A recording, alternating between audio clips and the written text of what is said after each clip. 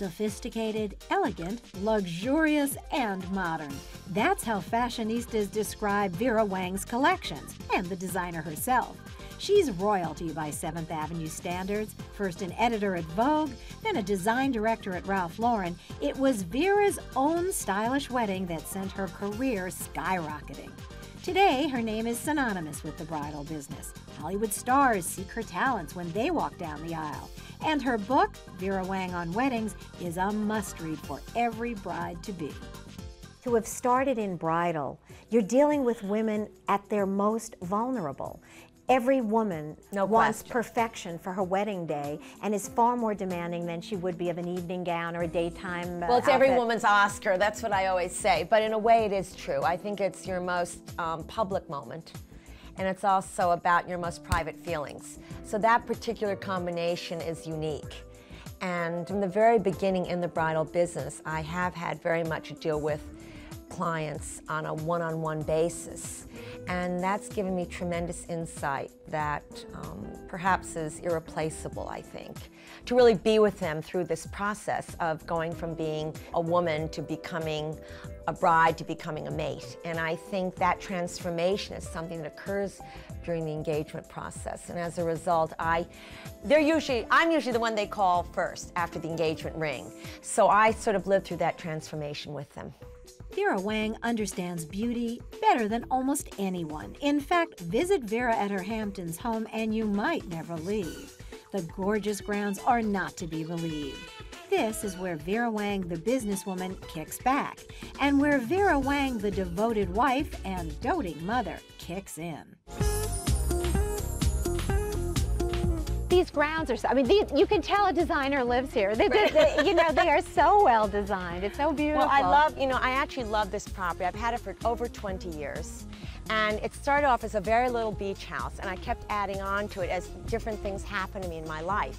So when I got married, it got a little bigger. When I had my first daughter, it got a little bit bigger. And after I had got my second daughter, it got even bigger. So now it's really just a great retreat for us as a family. And we can really come out here and just be relaxed. Which for you is not easy. You're right. I loved the fact that you once described what you do as half technician, half psychologist. No question. And I think sometimes family therapists in some cases, because you get very involved with the families as you're working on this huge event. I mean, it's a life-altering event.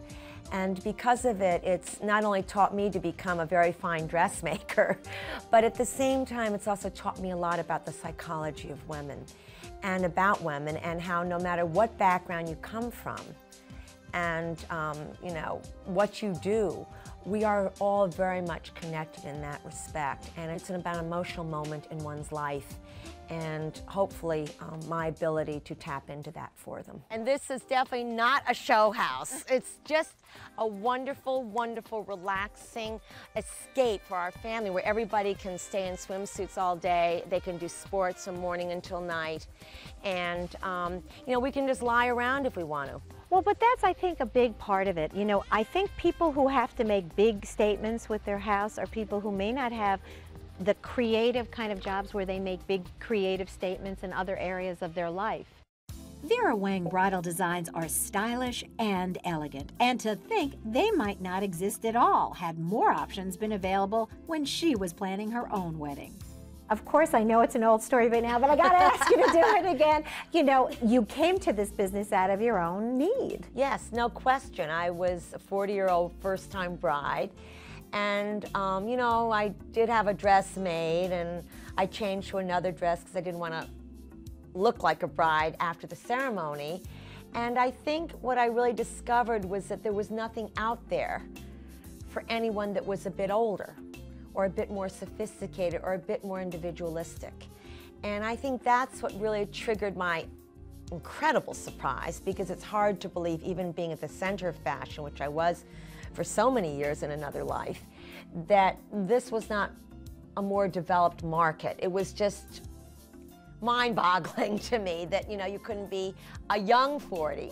I'll qualify that. Or more sophisticated or woman. more fashion forward. Why didn't you ask Ralph to do it? You were sort of still there. You remember that story. I was very much there. I think that, you know, I was afraid that because of my enormous respect for him, that if I didn't like the dress, I couldn't be the finicky, you know, bridezilla that I was choosing to be. So I just, you know, thought maybe it was better that I keep my job and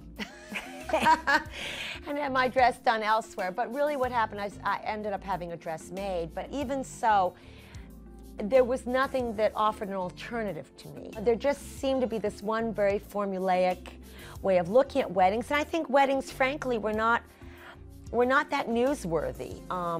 You know, when I got married in the 80s. No, I mean, the whole idea of weddings were kind of on the wane, and now suddenly this is a nation obsessed with weddings. I tend to think so as well. It's not just my imagination then.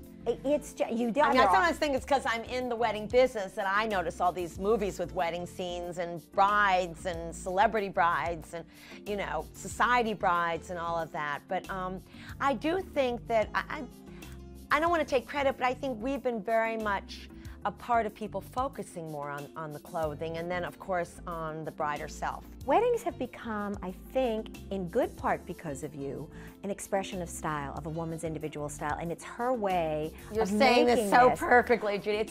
It's what I hoped we could accomplish.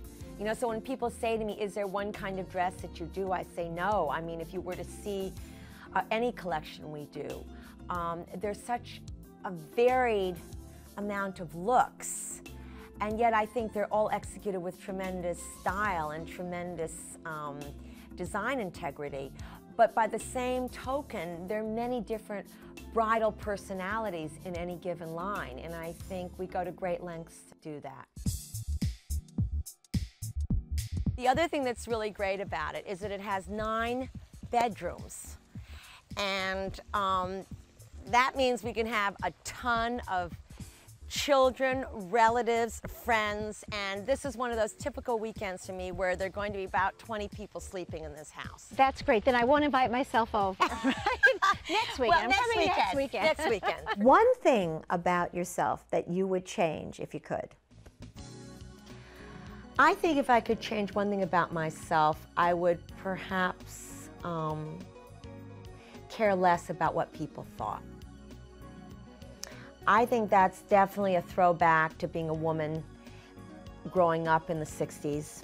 Certainly, I think it also comes from being Asian and the fact that Asian culture has always stressed very much of what should be done, duty, how you should be viewed, and how you should conduct yourself and how you should behave. I think Face, the notion of face. No question, the notion of face and of representing your family, and you know, when you mix that with also the Western concept of empowerment of women, you create a lot of pressure for yourself. And I think I am a product of that kind of double upbringing of, you know, Amer-Asian, and probably the most restricted part of both. And you know, after I turned 50, it was very liberating because I finally felt that I had society's permission to be far more outspoken than I had been up until then. And you know, I think that's something that I'm working on as I go on with my life, as I progress with my life. Up next, find out how an Olympic setback gave Vera Wang the training needed to get ahead in fashion. We don't really think of bridal ever as just bridal. We always think of it more as a transpollination of ideas. Sometimes something from bridal will affect an evening gown for the red carpet. I think that's what gives our wedding line such a different fashion dimension than traditional wedding houses. Vera Wang, her passion for fashion is unmistakable. She's a woman who understands women, and she brings that special connection to every collection. She spends her days surrounded by glamorous gowns, fantastic fabrics, and elegant accessories. She's living every young girl's dream. Yet, this was not her dream when she was a young girl, not even close. I think what's interesting about your whole backstory that we really have to talk about is the fact that what you really wanted to be was an Olympic skater. No question. I tell that to my friend Michelle Kwan all the time, and she just laughs and says, yeah. Right.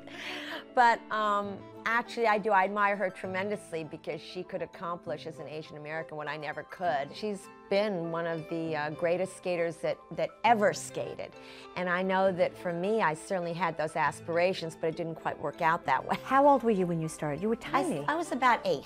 Right. And you skated? And I was competing by the time I was 10 in all the East Coast championships and worked my way up on the East Coast, you know, for about 12 years and loving every minute of it. And at what point did you know this is... Heartbreaking. I just knew it was the 1968 Olympics, and I'd been training, and I failed to qualify, and not by a little, but you know, by a fair amount, that I realized I wasn't going to be the next in line.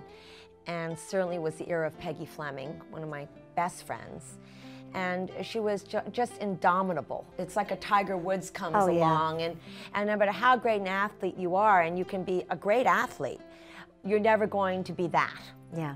And you have to come to grips with your own, you know, limits as far as your talent, and your own, perhaps, inability to be able to realize something, and not just for your championship or yourself, but for a generation of skaters. So. You must have been devastated, because to get up beyond devastated.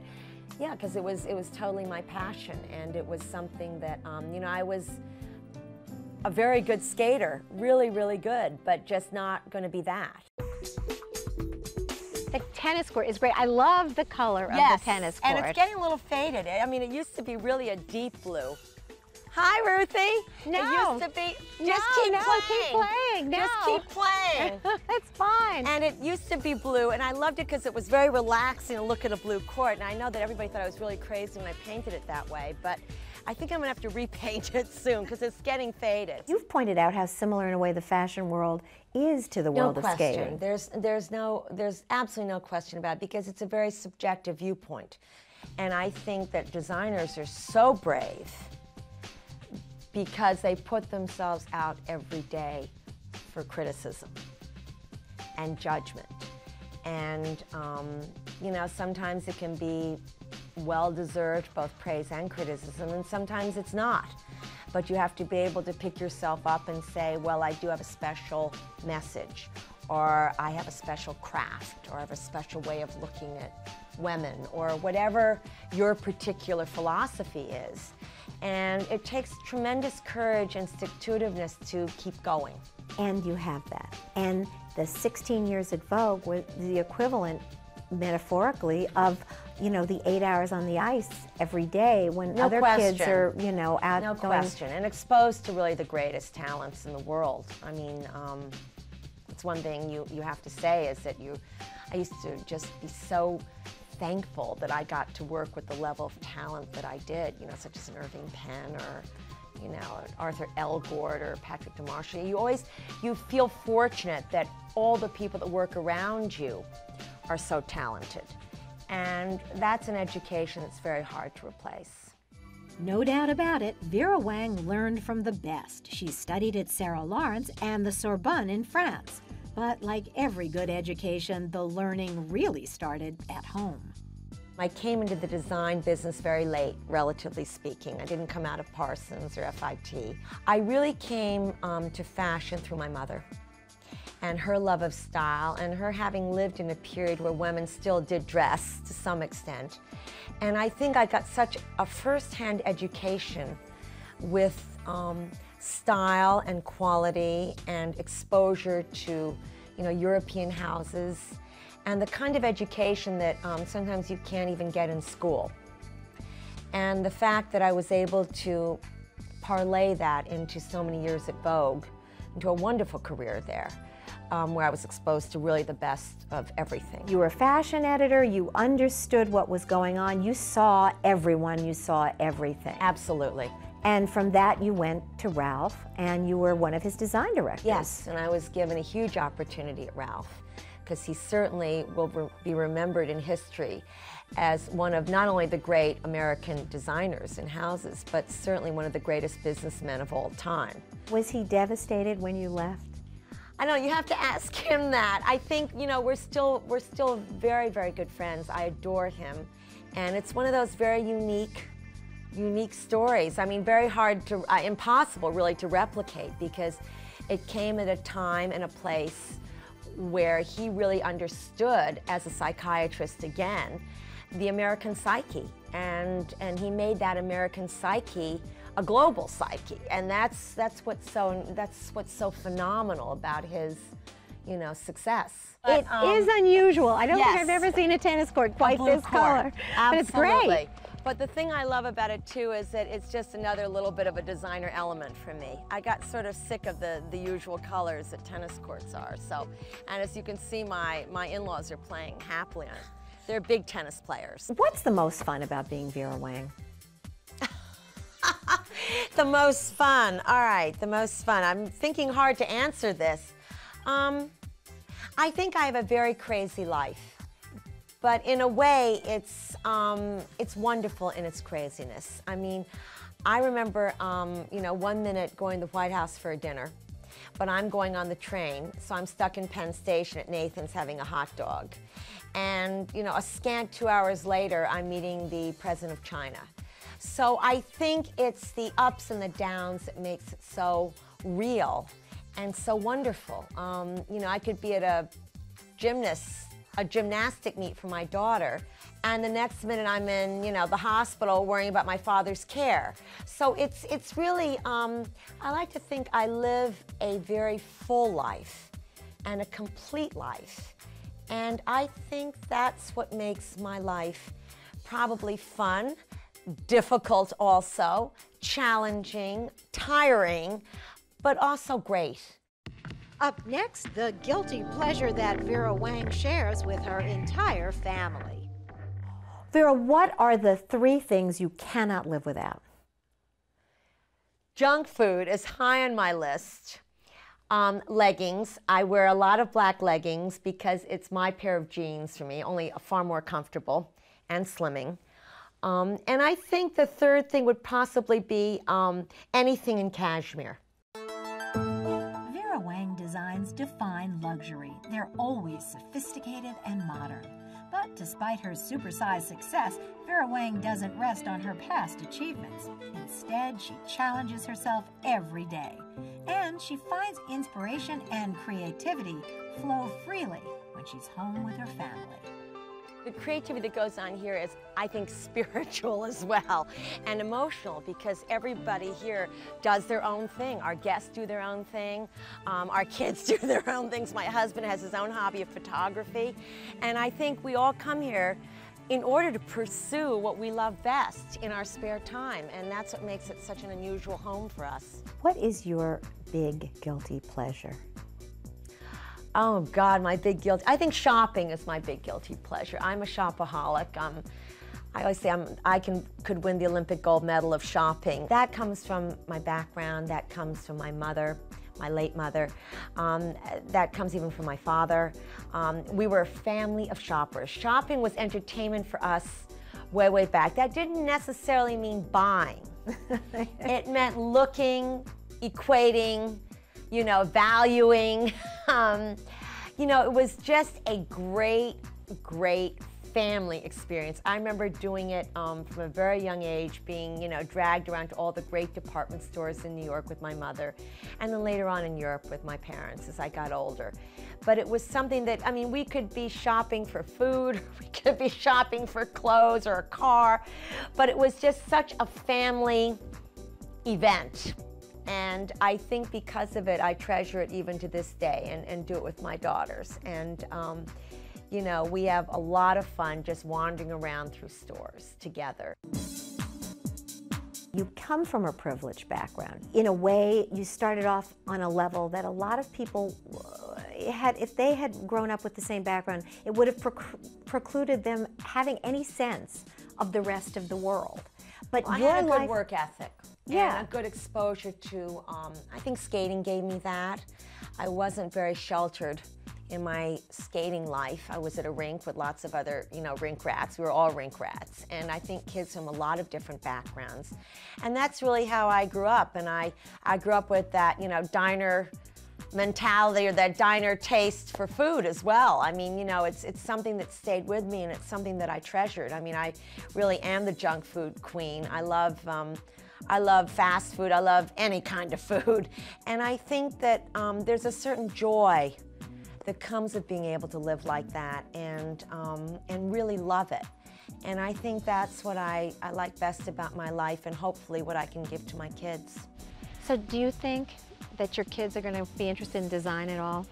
I think they might be. I never would have said that a year ago, Judy, but I think lately they've been far more interested in clothing than I would have thought. And, it's going to be feast or famine there. They're either going to love it or they're really going to hate it. How do you do this? This is something I wrestle with on a daily basis, so I'm going to ask you.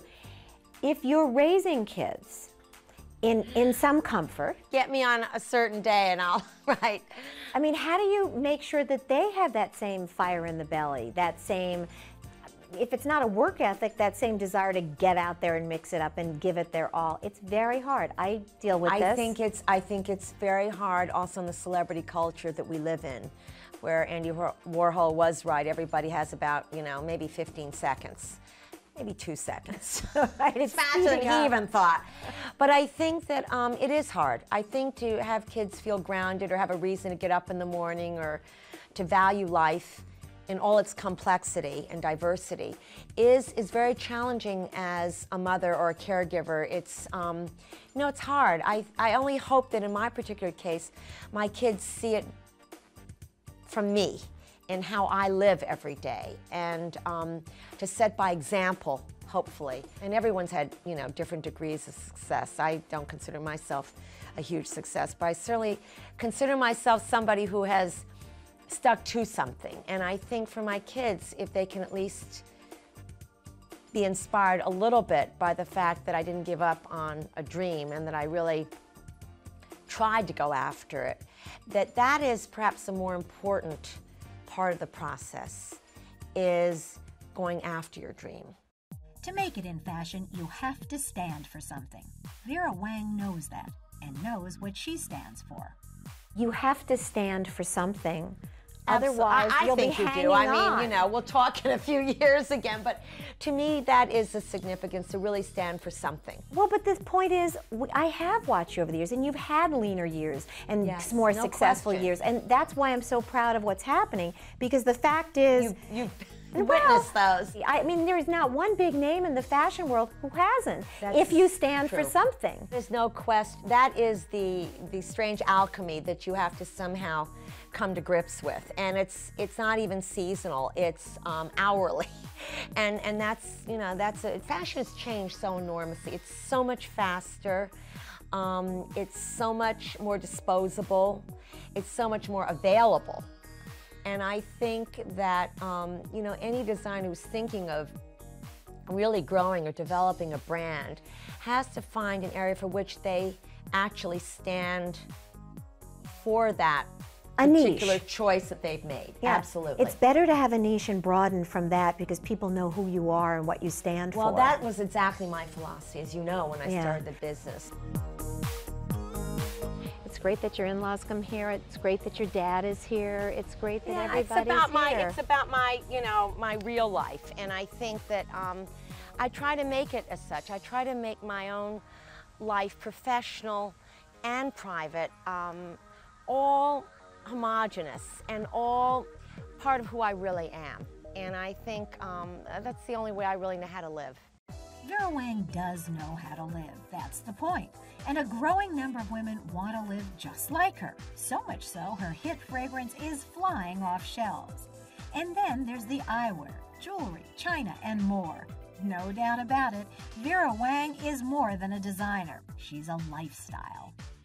Well, the audience is wildly dedicated to you, because I think there is something that you represent, which is luxury, but luxury that is modern. And there isn't God, a you're lot of saying that that around. so great, Judy. It's wonderful to hear that, because that's very much what we've strove for all these years. And I think that for me, it's been also a vision of what I feel about women. I'm very much a woman's woman, and I think that all of the work I've done in my prior career, certainly my years at Vogue, working for a women's magazine, and working for Ralph Lauren also in his women's divisions, has really been an inspired sort of personal quest of mine, which is very much that I am a woman's woman. I very much relate to other women, and I think if I can bring that into my work and be able in some way, not even to influence so much as to be of help or to be there or perhaps to inspire women, then that is something that is, for me, a wonderful personal accomplishment.